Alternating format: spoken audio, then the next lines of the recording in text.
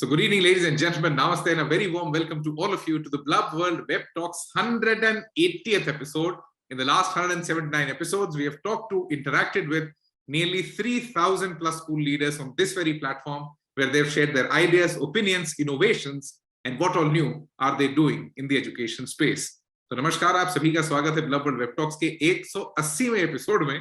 पिछले 179 एपिसोड में हमने करीबन 3,000 से ज्यादा स्कूल लीडर्स से बातचीत की, उनसे जानने समझने की कोशिश की कि शिक्षा कैसे बदल रही है और वो शिक्षा को कैसे बदल रहे हैं. So in the next 60 minutes that you're here with us, we'll today be talking about something that will be a long conversation. It won't be a very small conversation and it won't be one single episode. Blub World simply believes in an idea of teens inspiring teens, where we find teenagers every month who are doing superb and share their stories with many more teens. So we thought, let's ask these teenagers, what do they exactly want? And what's the eternal question that everybody keeps thinking if you talk in the education ecosystem, that what teens want? And today we'll be taking a perspective on universities or higher education. तो हम आज ये जानने की कोशिश करेंगे कि जो किशोर है वो क्या चाहता है दुनिया से, and most importantly आज वो विश्वविद्यालय से क्या चाहता है, या जब वो अपनी हायर एजुकेशन को देखता है तो how does he look at it? Before we start off on talking on this topic, just 2 or 3 ground rules for the complete talk. Think of the Blub World Web Talks as a speaking sprint, not as a speaking marathon. So it's a timed platform. Once the speaking time is over, you might get muted. If you get muted, please don't get offended. It's just to keep the activity crisp and entertaining for everyone.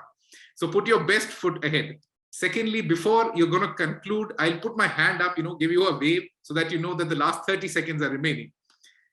Finally, it's a bilingual platform. So you can use English or Hindi, any of these 2 languages in the complete conversation. Try sticking to these 2 languages. If you want, you can use a third one, but I won't get it. So try using either English or Hindi in the complete conversation. Once again, a very warm welcome everyone to the Blub World Web Talks 180th episode. Let's talk about what teens want, and today from universities. So let me first invite the first speaker for today. Before I actually invite a teenager to tell what they want, let's invite a university to tell that what do they think a teenager wants. A very warm welcome, Ms. Meenu Arora, the Assistant Director Outreach for Krea University from New Delhi. Meenuji, over to you for the next 4 minutes. Please unmute yourself and a very warm welcome. Thank you, Daksh, for inviting me for this. And in fact, when the moment you said we need to talk about what teen wants from the university, being a counseling psychologist, I would like to focus on one thing, that when we are talking about teens, we should also consider that what kind of challenges are they facing because of the age. These teenagers whom I would like to call the Q generation, because they are all living in the quarantine, and not only the millennials, where technology is the main source of communication, main mode of communication, but also they are the Q generations. And if you look at the teenagers, the basic thing which they are facing is the identity crisis.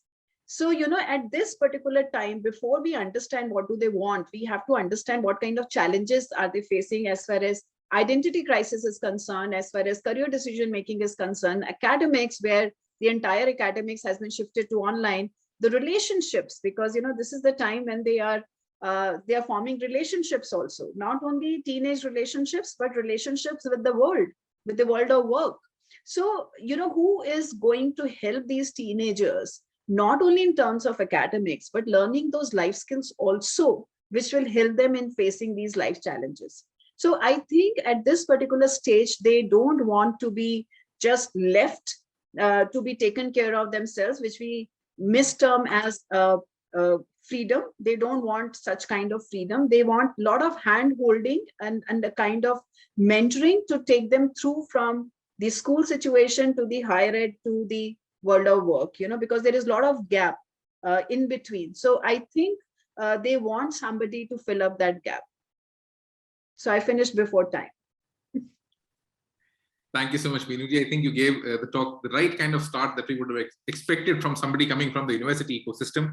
I think 2 important points. First, the quarantine generation, and second, how to help them in all the kind of decision making that they do. And uske liye, are we equipping them in the right way? So let's now have a perspective from a school leader, because ये वो लोग हैं जो सबसे ज्यादा उन बच्चों के साथ में interact कर रहे होते हैं, एंड उनको रूल्स को कंप्लाई करवा रहे होते हैं, एंड उनके जीवन में बहुत सारे रिस्ट्रिक्शंस पैदा कर रहे होते हैं.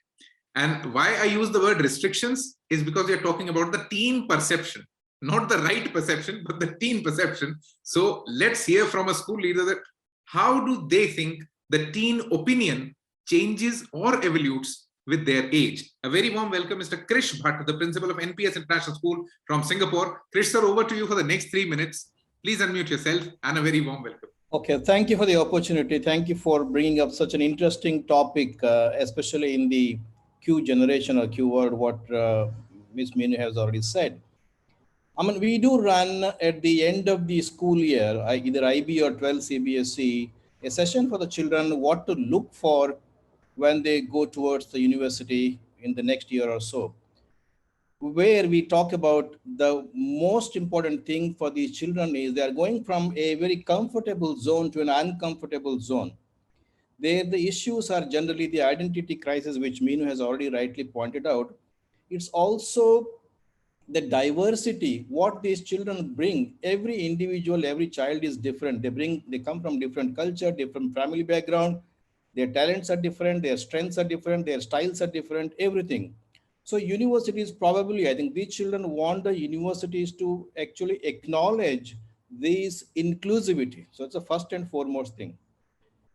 The second thing is the learning environment. So again, as I said, they come from different backgrounds.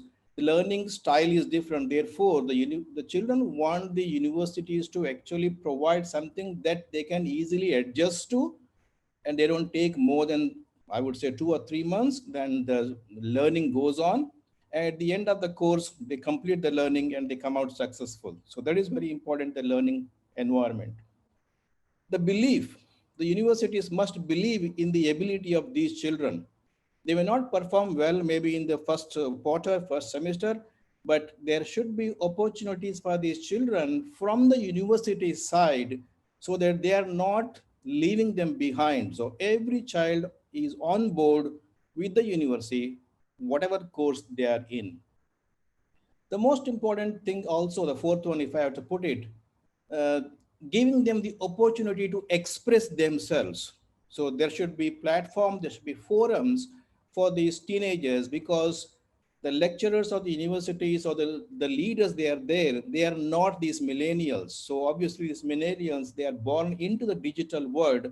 Their expectations are at a different level. So universities must listen to these children. So obviously then they become part and parcel of that.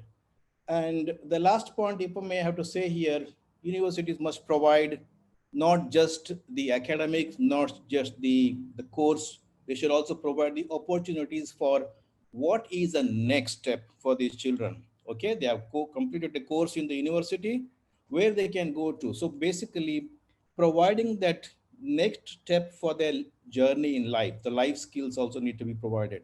So in short, if I were to put it, obviously listening to these teenagers is most important for any university, so that at the end of the day, when they come out successful, they take that name of the university. Thank you. Thank you so much, Kris sir. And I think we give the right perspective of a school leader that must come from a school leader, that when you look at a university, what do you expect for your teenagers, the students that you have within your ecosystem at the moment? You pointed out that it's typically a journey of comfort to discomfort for a teenager, because he's going to a completely new environment. At that point, the university should look at inclusivity, create an environment that's easily acceptable and adaptable for the teenager. Third, he should be given the ability to express themselves. Most importantly, the university should keep listening to the teenager, because the challenge right now that we face, most of the education ecosystem, when they look at a student, they become a teacher already. They don't listen to them, because the problem is we are in that didactic mode. We only want to deliver. We don't want the feedback. And most of the times you're not ready to understand what exactly is going on in the mind of your content consumer. Now, why it becomes more important? Because the world has gone virtual, and now he has a joystick to play around with your voice. That does he want to listen to you, or does he not want to listen to you? So now when you want to create an active learner, जब आपको एक ऐसा बच्चा चाहिए जो आपकी बात सुने, उसे समझे और उसको लेके जिंदगी में आगे चला जाए, तो how would your strategies change? Now let's know it from somebody who's handling lakhs and lakhs of children जो बहुत सारे schools देश भर में चला रहे हैं, when we talk of India, what's their perspective on, are we really listening to teenagers? Are these teenagers in a space where they can really tell what they really want from a university? A very warm welcome, Mr. Amol Arora, the Managing Director for the Shemford, Shemrock and Shemford Group of Schools from New Delhi. Amolji, over to you for the next 3 minutes. Please unmute yourself and a very warm welcome. Thank you, Daksh. Thank you for having me. I think that it's very interesting of a topic. Normally, when you look at what do students want from universities, normally we read about what do university want from students. We don't hear the other way around, right? So is that a question? But I think COVID has forced everyone to rethink why do they exist. It's forced everyone to think about, and parents and students as well. Today, the awareness is very, very high. So that old natural next step from school to college, that's being broken down now, and people are questioning it. Why do I need to, especially when it comes to foreign universities where you spend a bomb for not only the tuition, but also the stay. If I'm just going to watch a YouTube video for 4 hours, then why not just do a Coursera course and save that money and start my own startup with that? So I think it's interesting where teenagers now are looking at this, the role of universities. Now, it all depends, because the role of universities is not just traditionally to give information, it's about the socialization, it's about living life, independence that you get, that you experience through college life. So I think that is something which is irreplaceable. That can't be done through a YouTube video or a Coursera course or a Udemy course. So, but looking at for the next few years, since students who are there are in 11th and 12th watching this, I mean, how will this pandemic play out? That's the question. And if this is going to be stay like this, then are you going to, then is it better to maybe wait for a few years, do an internship for a couple of years in a company, and then come back to universities like it happens in foreign colleges? So the whole role of why should a school exist, why should a university exist in the first place is now being questioned. This is thanks to COVID. I think we're making these very important questions. Otherwise, everyone was just comfortable in the status quo. Okay, acha university degree nahi karoge to fir shaadi kaun karega kind of questions. And now people are like, is that really important? Where the stamp of, is it just for the stamp? Is it for learning? What is it? Why do I go to a university? And universities need to listen to this, as you were saying. Are they listening? And they need to listen. Otherwise, or schools also, we risk the chance of becoming dinosaurs if we don't adapt ourselves and become relevant for this generation. So maybe your learning starts 3 years after an internship. Maybe the learning doesn't stop after your graduation. Maybe you convert into lifelong learning institutions for the student. Just like companies have Netflix has a recurring subscription model. Maybe universities need to think like a Netflix now in terms of giving content and learning. So it's going to be interesting. So universities right now, it's what's happening is just replicating our classrooms on Zoom. That's what's happening. And obviously parents are questioning, students are putting up posters in foreign universities that refund my money. It's not worth the money that I'm spending. I could get the same information somewhere else. And these professors are used to teaching in a physical classroom. They're not well versed in teaching in an online classroom. So the skill sets are clearly not there. Most of the universities, the technology is not up to date. There is better technology in the outside world. So I think it's very, very interesting now. So what are universities going to offer? And they have to not just look at what kind of students do they want. They have to now really change their sales pitch in terms of what kind of education are you giving? Because if it's going to be a 3-year online degree, will I as a student get a job after that? I mean, I'm scared. I mean, will you equip me with the right skills, or should I just do an internship for 3 years? Maybe do a private course. Is that equipping me better for a job? So I think this is where universities really need to go back to the drawing board, really need to question the core reason of why do they exist, look at the practical scenario, come up with something which is relevant, and then only students will flock to them. Yeah, Daksh. Thank you so much, Amol sir. I think you gave a very objective view to the complete discussion. ये शायद आपके अलावा कोई बोल नहीं सकता था, because ये perspective आने के लिए you need a big background of things going on behind you, because you challenge some of the very basic things in the higher education ecosystem. The first thing that has actually changed the perspective is that education right now has to come with ease. We are not ready to put ourselves into a uncomfortable situation to get that, because we were happily having that in an online class. Second, it cannot be super expensive, it cannot be premier. And third, the role of socializing has now been replaced with virtual relationships. So are we ready to grow in this same trajectory, or are there some tweaks and changes that will be happening? And are universities or higher education institutions, now why this question is for the higher education institutions is very simple. you right now, at any point of time, are considered the intellectual leaders in the education space. You're the ones who do the research. You're the ones who guide the complete ecosystem, handhold it. So that's why this difficult question actually comes to you. Otherwise, it would have gone to some other institution. Since you are the baton bearers, so you'll have to answer these questions as well. And finally, one very important observation, that are we ready to transform the education system into a Netflix subscription model? Because even the United Nations, UNESCO, and everyone talks about lifelong learners. So do we have lifelong learning institutions in the pipeline, or are they really coming there? So let's now have a perspective from a school leader who will bring in the perspective of children who have a lot of choices, who are blessed to have those choices, who have come from families which are, again, blessed with a lot of resources. So this is the kind of consumer who can pick and choose anything that they want. So are we as universities, are we as institutions ready to give them that kind of a choice? And what's the teen perspective on that? A very warm welcome, Mr. Robert Champion from the secondary, who's the secondary principal of Blub World Academy from Bangalore, Karnataka. Robert, over to you for the next 3 minutes, and a very warm welcome. Well, thank you very much. Thank you very much, Daksh. And I want to say thank you to everybody for this wonderful opportunity to speak to such an esteemed panel as we have today. I think Miss Meenu made a great point when she talked about Generation Q, Generation Quarantine. And I think we're here to talk about what teens want from university. And we're kind of brushing aside or brushing around the elephant in the room. And the elephant in the room is COVID. And the elephant in the room about COVID is that it does not really affect teens. It affects old people. It affects people with pre-existing conditions. And I will take issue with you where you spoke about restrictions. It is a restriction, and it is a restriction on young people to the great detriment of young people. Young people have sacrificed themselves to protect the elderly and the infirm. And that's a great thing. That's an honorable thing to do. But we should never hide from that fact that COVID does not really affect young people. It affects other people. And so they have suffered to protect others. So when we are talking about what teens want an end to lockdown. Teens want an end to COVID restrictions. Teens want the freedom to be teens. Life is short. Our most precious commodity is time. And our best times of our lives, as all of us here would say, were when we were young. And taking away the best years of life from young people, well, before we do that, we have to really bear in mind that what those consequences are. So what do teens want? An end to lockdown, an end to quarantine. What do universities need to do? They need to provide that. I've seen with my own sons who are at university in the UK, one son is now in his third year university in Bristol.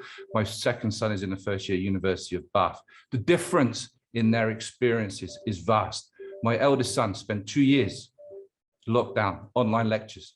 My youngest son is in his first year now, and his life is what I remember it was back very, very long time ago when I was at university. So please, for all teens, for all young people, I urge universities end restrictions as soon as you are allowed to do so. We talked about socialization. We are not living in Mark Zuckerberg's metaverse yet. And I hope we don't ever, frankly.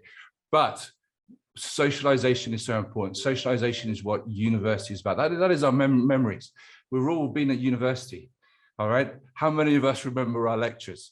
Maybe back in the day when I come to teach it. How many of us remember our friends? How many of us remember the great times that we had, the experiences that we shared?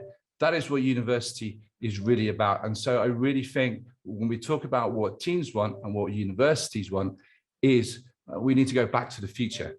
We need to go back to that socialization. We need to go back to that practice of allowing our teens to grow and develop and to socialize. And I think that is the most important thing that we can do.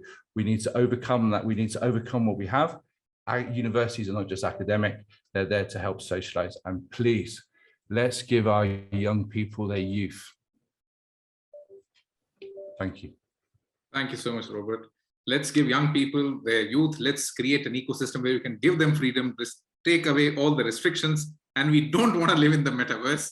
And finally, we want the universities to be a place where they can live up to their own expectations. because while they're in the school, while they're with their families, they've already drawn a worldview that they think they would want to live in. If the university matches that worldview in some way, I think that's where the code has been cracked. So let me now invite somebody who comes from the startup ecosystem, who can bring in the perspective of when they develop products. Because if you talk in the education technology space, the complete product development revolves around the teenager, revolves around the consumer, revolves around the school ecosystem. So how do they think that, do they really know what's the opinion of the teenager and what does he want from higher education? A very warm welcome, Mr. Shival Kathe, the CEO and co-founder for PracBee Education from Noida, UP. Shivalji, over to you for the next 3 minutes. A very warm welcome. Hi, Daksh, how are you? So I have heard a lot of things, but I had a unique journey in my life wherein I come from a very rural background, wherein I had this opportunity to be at a place where there were no schools. There were schools, but there was no education sometimes. So I went to Kota basically, and there was a different kind of education system altogether there. And I had this unique perspective to be in a place where lakhs of people across India come, and these are some of the brightest minds of the country. And then fortunately, I was able to clear the exam. I went into IITs. So I was also part of IIT Delhi, and I saw the people that we talk about, the great entrepreneurs at this day, the person who is the last CEO of Zomato, where my basically hostel seniors, my 4-year seniors made the Flipkart, my 1-year junior made the upgrade.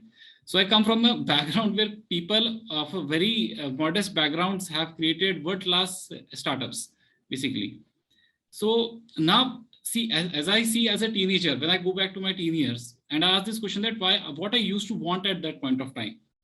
So a teenager wants what everybody else wants. He wants, basically, I had this unique opportunity to talk with few teenagers every day, where I asked this specific question that why do you actually want to appear for this exam called IIT? Or why do you want to appear for this exam called NEET? And their answers are such simple answers that we can very easily connect with, that are money, recognition, I want to make my parents proud. Very simple answers that everybody of us want, basically. Somehow we have this tendency of seeking a very complex answer to this question, that what teens want is something different than what we want. The only thing that I think is different is the intensity with which they react towards the situation. And that is, I think a lot of that is because of the hormonal nature of the body.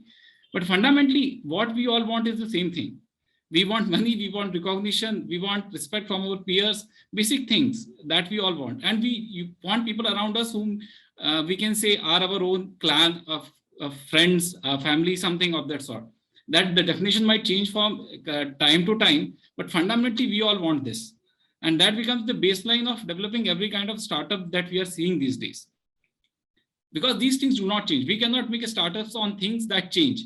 We usually make things on that do not change. So these are the things that people want and that do not change. Now, coming back to, again, how can this be delivered better? So I have a very unique opportunity to learn under Guru Shishya Parampara under 2 different types of schools that are like 600, 700 years old. So I went to IIT, that was one university system, extreme I saw, and there was another extreme of Gurukul system where I experienced the joy of being in a Gurukul, where I learned Indian classical music for around 10 years now in a proper Guru Shishya Parampara wherein I am talking to the teacher. So what I realized is basically it is the mentorship that becomes important. There is a support system that is there wherein we are continuously in touch with the teacher. And that becomes the basis of deriving that basic things that we want out of the things. And ultimately realizing this, it is not what we want, it is what world needs that will take the teenagers to the next level. Thank you. Thank you so much, Shivalji. I think आपने topic को oversimplify तो कर ही दिया कि teens want what we want. So वो इतना synonymous अगर हो पाता तो it would have been far easier. But the challenge is, normally when we talk to teenagers, we have a perception, we have an experience which finally has culminated into a prejudice. बच्चों के पास में एक ही चीज है जो बहुत ज्यादा unique है, that they don't have prejudice. And with the kind of ecosystem that we are in, I think they must be given the space to experiment. So now let's listen to a teenager that what teens want, and either he'll make the dream or he'll break the dream. कि इतनी देर से जितने बड़े लोग बातचीत कर रहे हैं, how does it translate into, in the words of a teenager? A very warm welcome, Miss Shriyul Sharma from class 9 of Shemford Futuristic School, Pinjore, Haryana. Shriyul, over to you for the next 3 minutes, and a very warm welcome. Thank you, sir. Good evening to one and all present here. Before presenting my views, I would like to thank my school and teachers for giving me this great opportunity. As we all know, in today's life, there are many career opportunities, and taking the right decision decides our future and changes the course of life. Choosing a right career is always a very difficult situation for us as teens. And along with it, selecting the right institute or university is also a brainstorming decision. So I personally think it will be really helpful if learned and experienced teachers give frequent counseling sessions to school students and guide them through the merits and demerits of different courses depending upon our choice and ability. This can help us get a better vision of what we want to pursue as a career in our future. Moreover, while choosing any university, we look for few criteria like placement opportunities, up-to-date infrastructure, and healthy environment for personal grooming so that we get ready to face this competitive world after the completion of the course. Apart from subjective knowledge, nowadays we feel it is very important to have interactive learning sessions. We must we want to get more and more opportunity to interact and socialize with students of other universities, which can help us broaden our horizon. This can be achieved by establishing collaborations with reputed universities within the countries and outside also. For this, expanded student exchange programs should be highly encouraged, which can give us a world-class exposure. Daily pressure of making a career puts a lot of pressure on us. So we need an environment where learning along with activities will help us to relax our minds. Regular talk sessions with educators from different fields who have been meritorious in their world can be a great learning experience. Motivating lectures about life always help us to boost our spirits. Field trips, students' participation in various cultural and sport activities help us get real life experience and help us to prepare for the and managing the job pressure at the time of any job crisis. And before concluding, I would like to quote a famous thought by Fredo Pinto. There is so much happening around the world, and the only way to be well versed is to be a global citizen. And that is what we expect from universities. Thank you. Thank you so much, Shriyul. काफी हद तक I think you have solidified the perception that we created in the last 30-40 minutes. आपने उसको solidify करके structure दे दिया कि बड़े जो चाहते हैं हम भी वही चाहते हैं. But for the university, I think the major important shift that's coming is that now career university selection is not a discussion that has to happen just 1 month prior to their admission in the university. Now it has to be a year-long immersive engagement, because until and unless you don't let them experience it, I think the university is not giving them the proper opportunity to understand what's going to happen.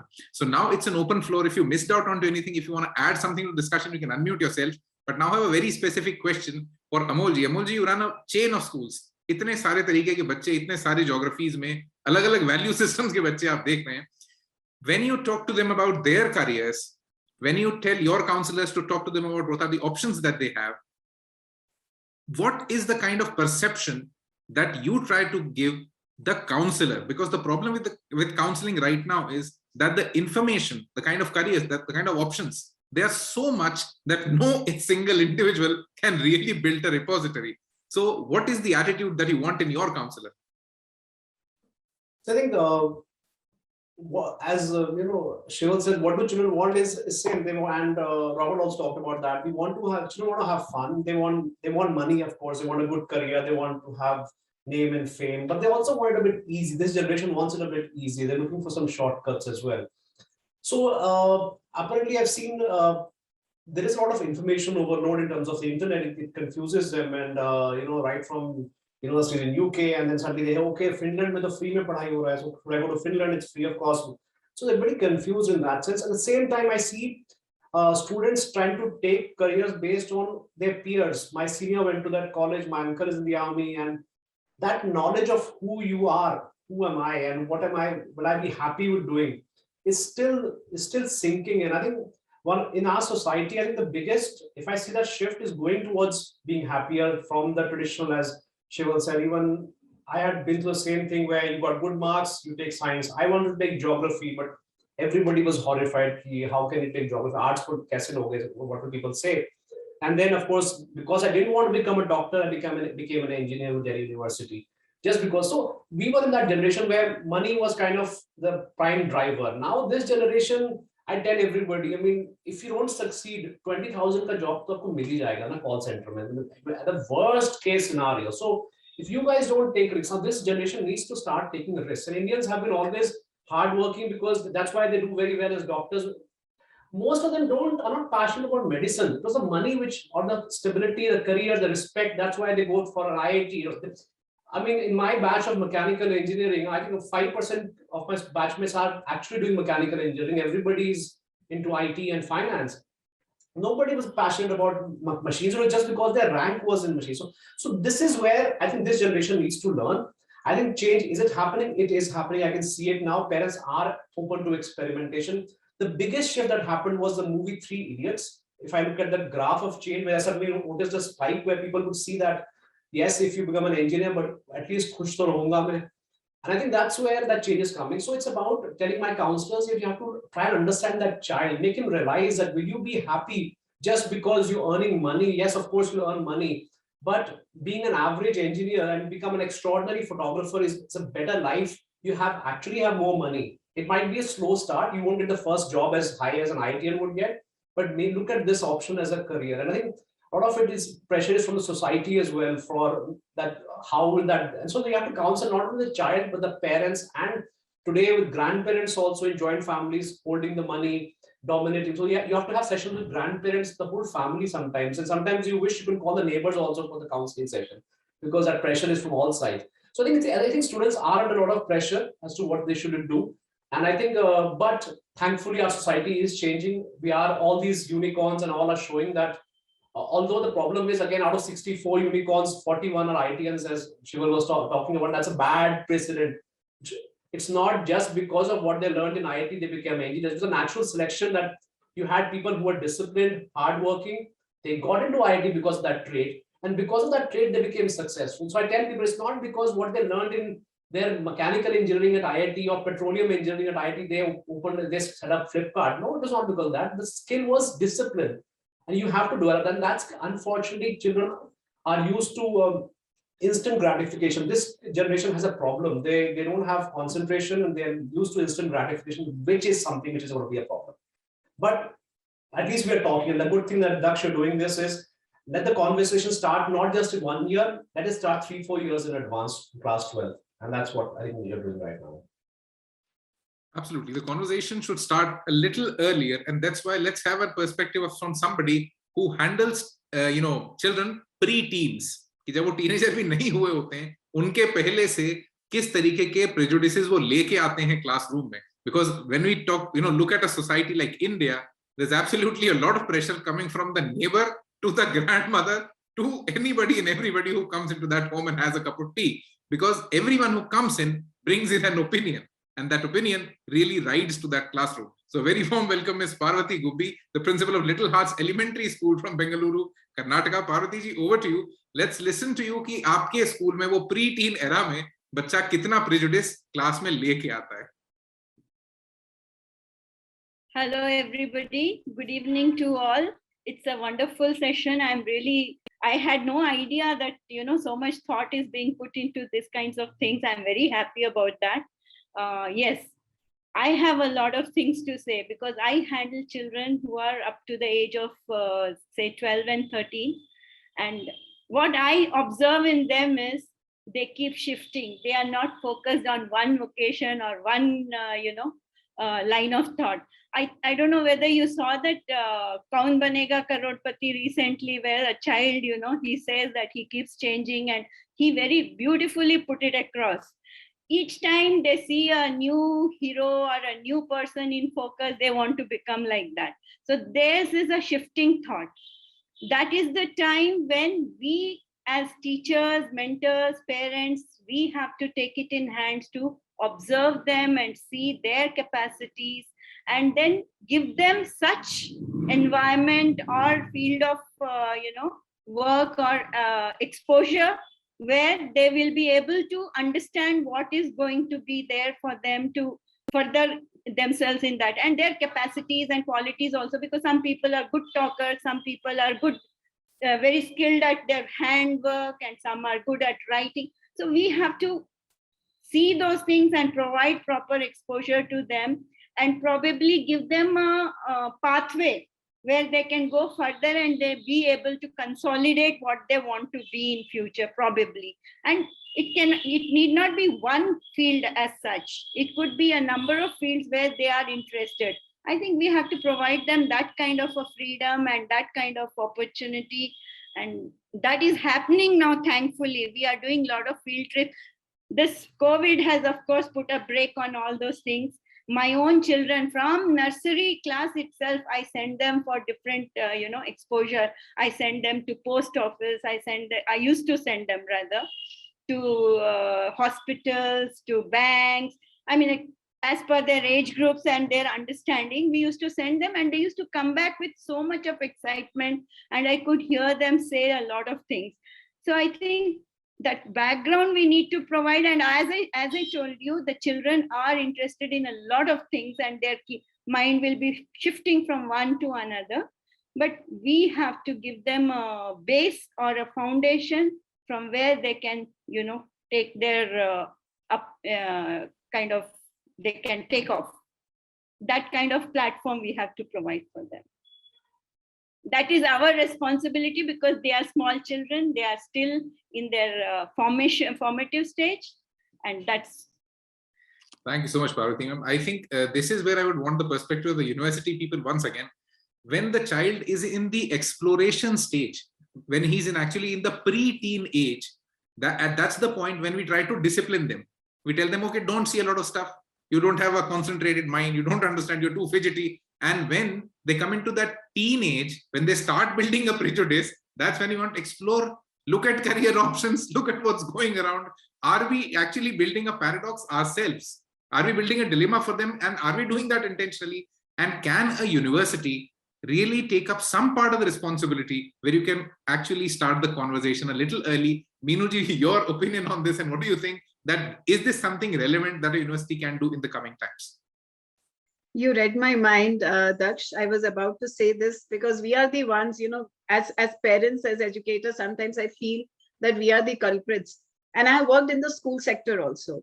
And in fact, so many years I worked in the school sector only. And I have worked with all the age groups, starting from nursery to class 12th. And now, of course, I'm dealing with the university students. So there are too many things which I would like to put in perspective. If I start with one line, it's very important for us as educators and parents to tell the students that they need to integrate life journey and the career journey. I always tell them, what we do, we try to guide them that this is your life, this is your career. And these two cannot go as parallel lines. One cannot say that I will do what I like, what I enjoy doing after I retire. And then my next question is, then what did you do the entire life? So it's very important to tell them that these two are integrated. So you don't need to, and plus career is not equivalent to job. Career is separate, job is separate. Many of us, we don't tell students about all this. And as Amolji was talking about the instant gratification, yes, they want instant gratification, and they want everything with smart work. But yes, there is no replacement of the hard work. And I think that is because nowadays, when the technology is playing so much of role, and when they are involved with so much into gaming, that has become a part of their personality. Because, that is the reason when they play gaming and when they start winning, their serotonin level goes high and they feel very happy. And they feel that, it can happen in the real life situation also. That is not possible. So that kind of mentoring needs to start with an early age, and there is no limit to it. It can start as early as 6th standard also. Last year, I met a student who was in 5th standard, and he was very clear. He had clear thoughts what he wants. So we have to take care that career counseling cannot happen without personal counseling. So the middle age is the exploration age, as Parvati ji was also sharing. That is the stage where they are bound to have shifting attention. If they don't, then I will feel that there is a problem. Their thoughts are not crystallized. Their thoughts get crystallized only by the age of, when they are in class 10 or 11, then they start crystallizing their thoughts. But it's very important to tell them that have to explore in that exploratory stage also. Because when we talk about freedom, many times I see parents where they say that, oh, मैंने तो अपने बच्चे को जो भी decision लेता है मैं तो कुछ भी नहीं कहता हूँ, मैं उसको कुछ भी नहीं टोकता हूँ. So what happens, I can say one child who shifted from so many subjects, kept on changing. एक सब्जेक्ट में फेल हो गए, दूसरा सब्जेक्ट ले लिया, उसमें फेल हो गए, तीसरा सब्जेक्ट ले लिया. I'm trying to find my aptitude. So that is also wrong. As Amol ji was saying, instant gratification चाहिए, नहीं मिला तो छोड़ दिया. तो वहां पर they need a lot of support from us as parents and educators, that you have to persevere. You have to persevere to achieve certain goals. Next, I would like to say about the today's teenager, and I will stop there, about the uncertainty. We always, today's teenager, we always keep talking about that we are entering the uncertain world. We don't know what careers are going to be there. So we don't know what you should do. So it is not uncertain world, it's a new world. So let's first start using this word new world. So you need new skills, new perspectives, new kind of education to deal with the new challenges of the new world. I will stop here and maybe I will add on more points later. Thank you. I think a very important point. We have already, instilled some kind of a basic fright in them, which we are now calling the hygiene factor, because we've already told them it's an uncertain world. What's going to happen? We don't know. What kind of jobs will be there? We don't know. Okay, it's good that we don't know. Let's call it new. I think this brand positioning has to change. Don't make them fear the future. At least tell them, get cautious, start preparing for it. I think we have two people with us who have understood or worked in two different societies. Kris, Bhatt sir and Robert, you have both, seen the Indian society ecosystem. You've also seen the current system where you're working or where you come from. So is this a challenge that is coming from the society, or is this a challenge that can be sorted out by institutions? Can a university really get that deep into a school and start doing something? Or does a school really want them to get into it? Or is it the society that's stopping? So is it a societal challenge or an institutional one? Robert, over to you. Well, I've taught in many countries, in many continents around the world. I started my career in the UK. I've taught in Peru, Czech Republic, Jordan, Sri Lanka, Malaysia, India. It's not society. Young people are the same around the world. Everybody is going through the same issues, the same problems. They have the same growth. The intensity of the emotions that teenagers go through is the same everywhere. And then one of the greatest experiences that I have is actually how similar we all are. It doesn't matter if I'm teaching Peruvian students in the foothills of the Andes or here in Bangalore. Teenagers are the same. And all of the issues that we've talked about, and we talked about COVID, but one of the things that COVID has done is shown us how all interrelated we are. There is no longer any individual places. We are no longer an island unto ourselves. We are all related to each other. So it's not a society issue. It's an issue of institutions, and it's an issue that we have responsibility for. And I think that word responsibility is very, very, very significant, because we were talking here about, and to be a little bit controversial, why not? It's Friday, so we can all be controversial here. We're a little bit of victim blaming here. Now, we're blaming young people for lacking concentration. We're blaming young people for wanting self-gratification. Well, come on. In whose world did they grow up? They grew up in our world. So if anybody's responsible for that, it's us.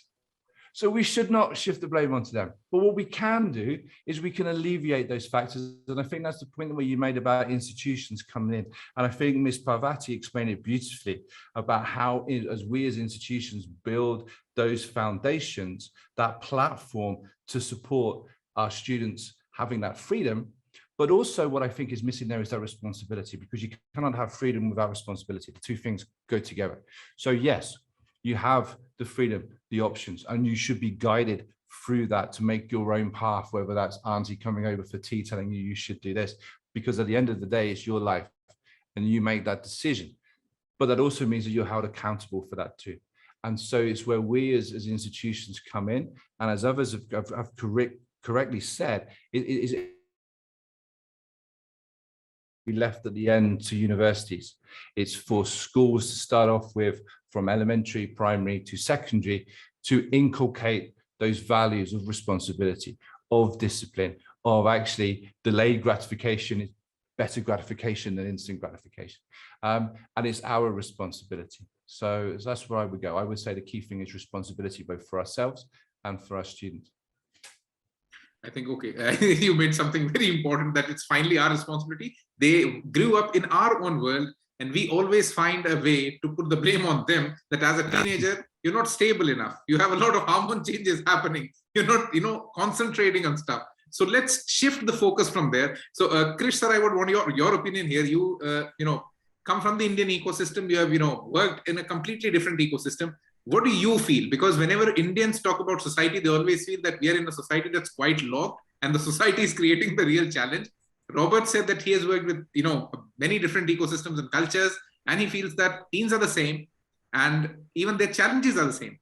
What do you feel, that is institutional intertwining important, and is it different in the ecosystem where you are and in India? Okay. Interesting point. I was the first Indian immigrant to be the principal of a New Zealand secondary school. So I'm a New Zealand citizen. Now I can tell you, I can give you a New Zealand perspective, and also being in Singapore, where our school has got majority of the Indian expatriate kids.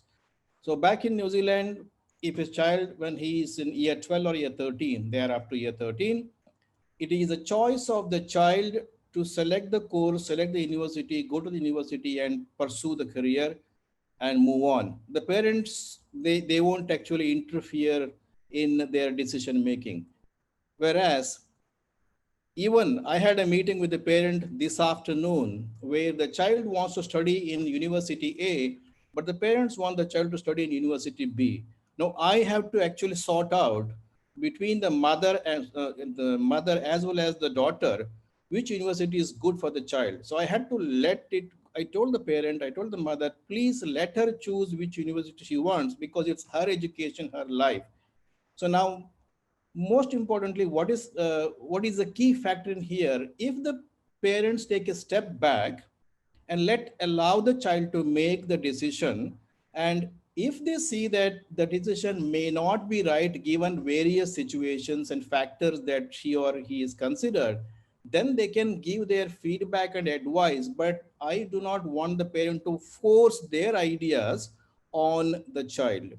So if I look at the bigger society is actually not applying the pressure here. It is the individual family that is putting the pressure on the child. So we have to let it go. We have to let the teenagers be teenagers, let them make the decision and complete their degree, whatever it is. I can give a couple of anecdotes in here. One of my teacher, he actually made his son to study, the engineering degree back in India. And currently that fellow left everything. He sold his father. I became an engineer because of you. Now he's studying hotel management back in New Zealand. So absolutely no connection. So if the parent had given that freedom to the child, probably the 3-4 years of the child's, life, he would have succeeded before than he's looking into a new course and trying to earn money in the field which he or she likes. So society as a whole, yes, has expectations, because the neighbors will always talk, what is your son doing? Why he is not a doctor? Why he is not an engineer? That is always there. At the end of the day, if as parents, we make decisions and we actually favor the decisions of the child, of course, we have to keep an eye on the child because they're still growing up. There are other external influences. As long as it is not overpowering the child, we should be absolutely fine. Society, we can keep it aside. Let us take the decision what is good for the child by working with the child. So that's where I leave it there. Yeah. Let's work with the child, not on the child. So Correct. let's not make him a subject of things. Let him also be a decision maker in the ecosystem. It's the individual family that puts the pressure. So actually, out of all this, what's happening right now is individual institutions are losing their own role. They're losing their own objective. I would want to get in Amolji here. Amolji, can a school and a university, whether you consider the pre-primary to primary, secondary, whichever level, can education institutions now risk work in isolation within just their ecosystem? I won't let a university in. A university says, I won't let a school in. Can you still work in isolation, or the Netflix of education is imminent? Yeah, I think it's already happening. I think a lot of schools are reaching out to universities to conduct sessions for their students, and and vice versa. I mean, especially with private universities coming in and international universities wanting to enroll students. So there's a proactive outreach from the universities as well, that they want to reach out to students. And so there is some level of, but it's more of, there's an element of selling there, and it's an element of everybody also understand they come in to recruit by students as well. So I think it's not happening the way it should be, where it should be as kind of a seamless, transition. Then again, the question is, universities have their own finances, schools have their own finances. So who invests in what, right? So it's the same question: should corporates be involved in the universities? And now, if as a company, I recruit as well, right? So if I tie up with the B.Ed college and say, okay, I will give my know-how. If I invest, are those students going to join me? Perhaps not. So that question of ROI also comes in. But at the same time, I think it's not for a university to start telling kids about the college, the career opportunities, even in their college or in the greater world out there. It's easy for them. They could do it in their sleep because this is what they do all day. For a parent, for a student, it's very valuable information. So I think that's going to be the economics are going to be the first reason why this transition is going to happen. And I see that these transitions will happen over time. More and more relationships will start getting built. We talk about picnics, so why not a picnic to a university? I mean, when I was from Delhi College of Engineering, when I went to the IIT Delhi campus, I said, if somebody had shown me this campus before, I would have definitely cracked that exam. So, I was like, okay, Delhi College of Engineering placement is good. That's good enough for me. I don't want to go outside Delhi. And I kept within my safe zone. So I think those things are there. And as we said, we need that seamless transition, which is not happening. The education right now is in silos. You have till class 10, a one size fits all. You have the 3 streams. Then you have to make a decision, pressure based on your marks. You get into the college and stream of what you want.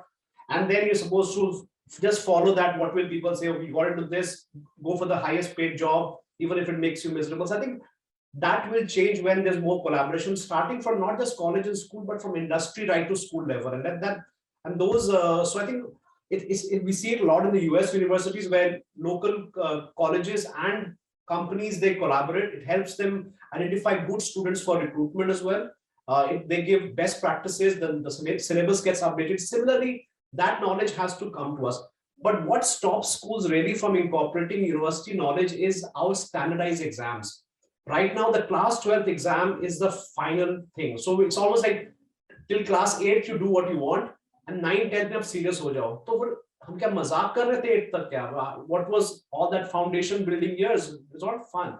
So I think until we change that class 12th exam, or some form of AI comes in, holistic learning assessments happen, where that matchmaking of what student should be is good for which kind of career, rather than that one exam which determines your future. That will be a game changer, and I don't see it too far off now. I think it's going to happen earlier than what I thought. Maybe 2 years ago, I thought this is going to take a lot of time, but now with COVID, I think this is going to break down much quicker. And 5G might have a big role to play in that. I think that's going to be a big game changer. The IoT and things coming in. So it's interesting times ahead. The ROI matters, the economics matters, and most importantly, were you joking up to 8th? So this is a very important question. And most importantly, why do we have an exit gate at class 12? Why do we need to, go through that gate? Why the complete process cannot get integrated into a process of building a life, rather than just judging children and segregating them? Why is it so much focused on categorization of children? I think Meenuji wants to add something. Meenuji, last 1 minute to you. We are nearly at the end of the talk. Only last 4 minutes left. So you can make your point. Please make it crisp. Yeah, because it's very important, because we are talking about the role of universities, and here I would like to say, like, we at Krea University, we are taking this forward. We are taking this initiative to collaborate with schools by organizing professional development workshops for teachers, that how to integrate. We are talking about NEP, but how to integrate that interwoven learning or interdisciplinary approach at the school level. So we are doing that.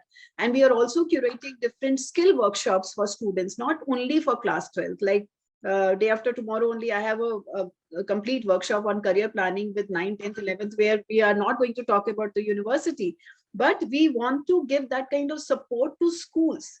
If I come from that psychology background and my university is ready to curate those programs, we are more than happy to collaborate with schools.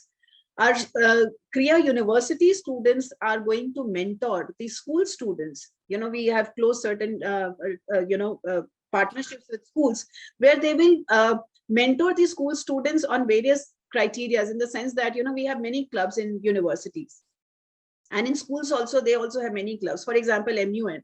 So maybe university students can mentor and guide these school students, how to participate in a group discussion, how to participate in MUN debating, how to run a club, how to manage your finance for a club.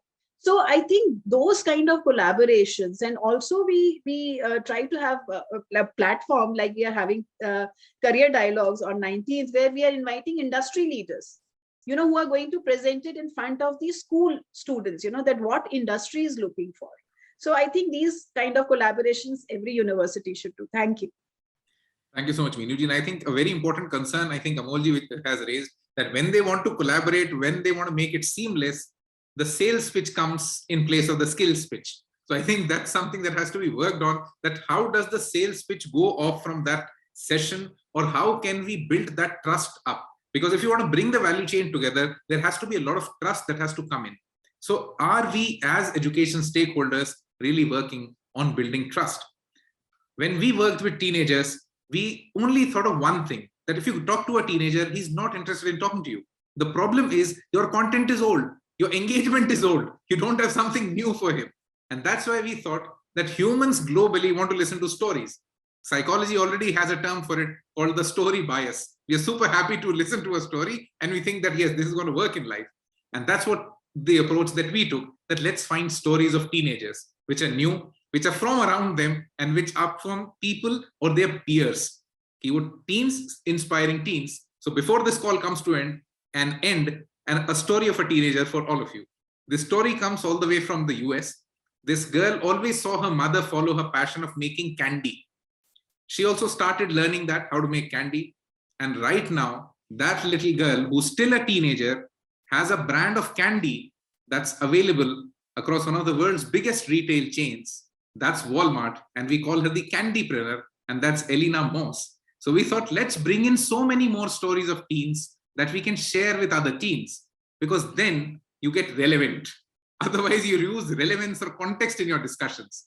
And right now, we are trying to build the world's first and the biggest parliament of teenagers, not just an MUN, not just one more event, but a stable, functioning parliament that stays throughout the year and where teens influence global policies. If you think you have a teenager around who can change something in the world, we invite him to be a part of the World Teen Parliament. But remember, the only thing that they spend at the World Teen Parliament is their intelligence and absolutely nothing else. Thank you so much, everyone, for being a part of the Blub World Web Talks 180th episode. It was a wonderful session listening to all of you. Everyone who's listening to us on YouTube, you can put your comments, tell us what more do you want to listen to us in the coming Web Talks. Thank you so much, all the speakers. If you enjoyed the session and if you want to attend the future ones, please open your audio, say a big yes, and have an amazing evening ahead. Namaste. Namaste. Thank you very much. Thank you so much. It was a wonderful session. I would like to be a part of it in future too. Thank you. Likewise, happy to be a help.